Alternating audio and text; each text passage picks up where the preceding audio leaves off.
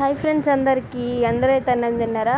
ఇగో నేనైతే ఈరోజు పని కంప్లీట్ అయి తినేసరికి అయితే 12 దాటింది. ఈరోజు అయితే పచ్చళ్ళు పెట్టినాం, అందుకే కొంచెం లేట్ అయింది. నిమ్మకాయ మామిడికాయ రెండు. మరి మీరందరు తిన్నారా లేదా కామెంట్ చేయండి.